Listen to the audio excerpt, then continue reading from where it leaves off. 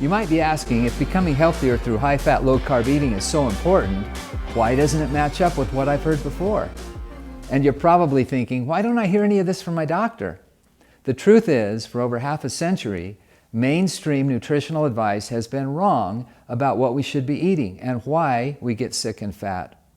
Let me share a very short history lesson with you that actually spans over 60 years. After President Eisenhower's 1955 heart attack, flawed research by a scientist named Ancel Keys became the foundation of U.S. nutritional guidelines implicating fat as a major risk factor for heart disease. By the 1980s, the anti-fat message was so embedded that it became nearly impossible to challenge it, even after studies showed that replacing fat with carbohydrates resulted in no reduction in heart disease.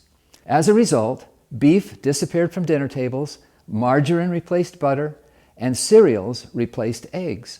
After all, granola certainly looks healthy, right? And with that cute little heart-healthy logo on the box and the accompanying promise that eating granola may reduce your risk of heart disease, well, why would you even question it? The fact is, consumer thinking was misled. Shoppers thought, because fat is so dangerous and these products don't have fat, therefore they must be healthier.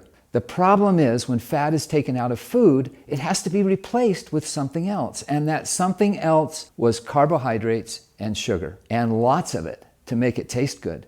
Grocery stores filled with non-fat yogurts, low-fat microwave dinners, and reduced-fat cheese-flavored crackers. Decades went by, and now, just recently, the science-based truth has begun to emerge. And the results confirm that trying to improve health by removing fat was a complete failure.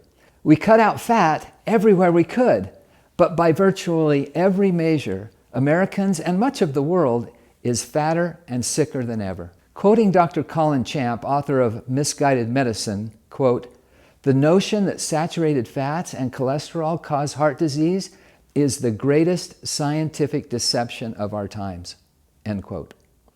The science is irrefutable. The overconsumption of carbs and sugar is chiefly responsible for the epidemics of obesity, type 2 diabetes, and many other chronic diseases. Scientists and nutritionists from the 1960s up until very recently labeled fat the enemy, and they were wrong.